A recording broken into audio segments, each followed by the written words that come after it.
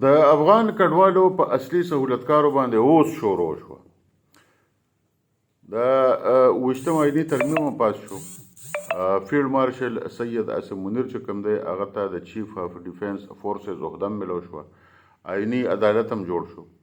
تقریبا چې معاملې راغونډه شوې موږ وی چېرې دا درې څلور ورځې وډې داسې خاموشي ده. نو په پاکستان کې دننه چې کومه قانون سازي شروع وه هغه ډېره اهمه قانون سازي وه.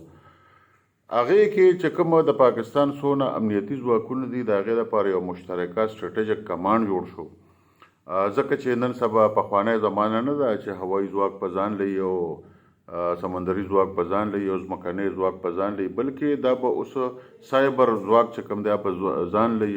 اټمي سټریټیجک او توغندوي سیستمونه به زیات وي. اوس هندوستان شو، امریکا شوه، برطانیه شوه، دا ټول مشترکه کمانډ لري.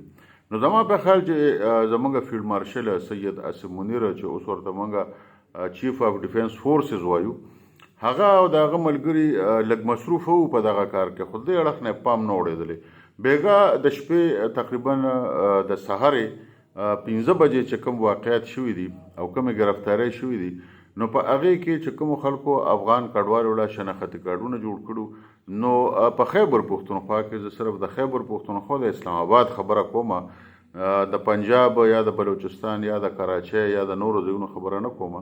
په خیبر پښتونخوا او په اسلام آباد کې چې هغه هډ کوارټر دی، په دې کې 2 ډایرکټران نیولي شوي دي چې هغه نادرا سره تعلق لري. په دې کې په خیبر پښتونخوا کې تقریبا چې 150 سهولتکار نیولي شوي دي چې په دې کې د نادره ملازمین هم شته، په دې کې د شناختي کارډ ملازمین هم شته، په دې کې د پاسپورټ ملازمین هم شته، په دې کې هغه خلک شته چې هغوی له تصدیقونه کړي وو چې دا کسان پاکستانیان دي، په دې کې هغه خلک هم شته چې هغوی د 1978 او 88 زړې رجسټر راوښکوي او په هغې کې د دوی اندراج کړو او وروسته والا بیا دغه شناختي کارډونه چې کوم دي نو هغې والا کمپیوټرایز کړو.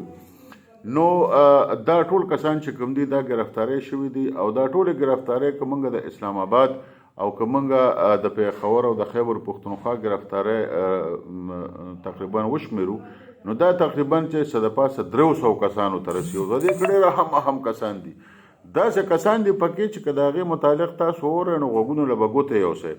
په دې کې د پولیس کسان شته، په دې کې د ادارو کسان شته، په دې کې د خفیه جنسو کسان شته، او دا ټول هغه کسان دي چې دوی په 10 لکه روپۍ، په 60 لکه روپۍ، په 15 لکه روپۍ د پاکستان شناخت خرڅ کړی دی. نو معامله ډېره رالنډه شوه او اوس زما په خیال چې ډېر غرضي کار را شروع شو. او کم خلک چې په دې ته مناست دي چې موږ شناختي کارډونه جوړ کړي دي او زموږ پلانکي سره تعلق دی او ډنګري سره هم تعلق دی او موږ پاسپورټ جوړ کړی دی او موږ ته څوک څه نشي ویلی او خیر به شي او معامله به سړه شي.